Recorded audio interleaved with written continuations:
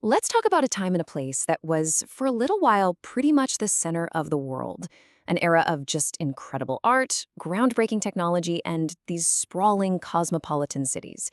We're going to dive into what made China's Tang Dynasty a true golden age. But before we really get into it, let's just pause on that term for a second. Golden Age. What does that actually mean? Is it about military power? Is it about wealth? Or a huge boom in art and science? Let's keep that question in our back pocket as we explore the Tang. Because for China, a really powerful answer to that question lies in the nearly 300-year reign of the Tang Dynasty. We're talking from 618 to 907 CE. It set a standard for civilization that would, honestly, echo for centuries to come. So, our story begins, as they so often do, with the fall of a previous power and the rise of a new one. See, the Tang rose from the ashes of the short-lived Sui dynasty, which had managed to unify China, but then kind of collapsed under the weight of its own ambition. So in 618, a general named Li Yuan established the Tang. But it was his son, who would become Emperor Taizong in 626, who really forged the empire's destiny. And this is Taizong's blueprint for success.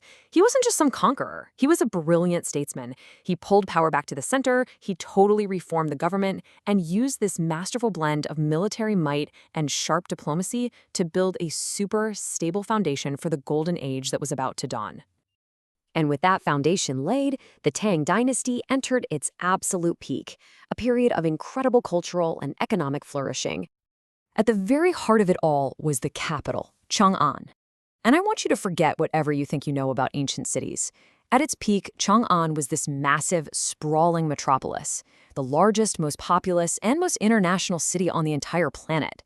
It was basically the New York or London of its day.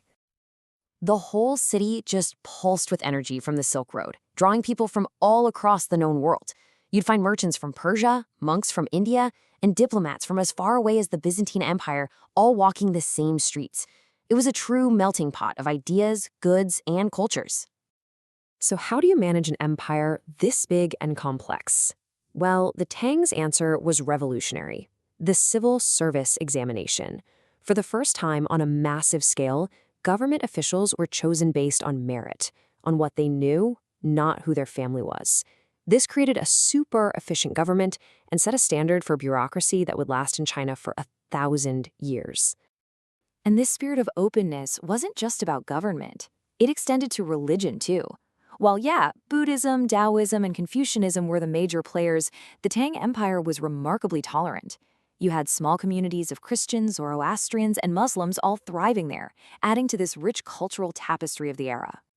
Of course, you absolutely cannot talk about the Tang without talking about its poetry. This era is considered the absolute peak of the art form in China. Poets like Li Bai, who wrote these famous lines, and his contemporary Du Fu, these guys were like literary rock stars. They captured the human experience with such beauty that their words are still memorized by millions of people today. And this innovation wasn't just in art, it was in technology too. The invention of woodblock printing was a complete game changer. I mean, imagine a world where every single book has to be copied by hand. Suddenly, with this invention, texts and ideas could be reproduced quickly and affordably. This was an information revolution, happening centuries before Gutenberg's press in Europe. But no golden age lasts forever. The very strength and openness that define the Tang's peak also unfortunately contain the seeds of its own near destruction. The tone of our story is about to change, and change dramatically. In the year 755, a powerful military governor named An Lushan turned against the throne, plunging the empire into a catastrophic civil war. The An Lushan Rebellion was the turning point from which the Tang Dynasty would just never fully recover. The rebellion just shattered the empire. I mean, look at the difference. The centralized power that Emperor Taizong had built, it crumbled, replaced by the rise of regional warlords. Economic prosperity gave way to ruin. That incredible cultural brilliance was overshadowed by constant instability. It was a brutal, devastating blow. Though the rebellion really marked the beginning of the end, the dynasty did manage to limp on for another 150 years. But what's truly remarkable isn't just its fall, but the power of its enduring legacy. So after the rebellion was finally put down in 763, the empire was really just a shadow of its former self.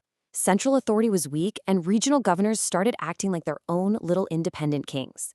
After a long, slow decline marked by corruption and peasant uprisings, the dynasty officially came to an end in 907. But let's look at what outlasted the empire itself, because this is the amazing part. The Tang left behind this powerful blueprint. Its models of government, its legal codes, and that revolutionary civil service system were all adopted by later dynasties.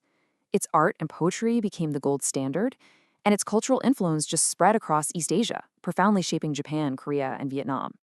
So even after its fall, the Tang Dynasty has never really lost its luster.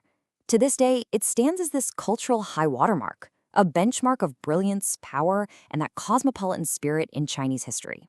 And that brings us right back to our first question, but with a new twist. The story of the Tang shows us that a golden age isn't just about what happens during that specific time. It's about the ideas and achievements that echo through the centuries.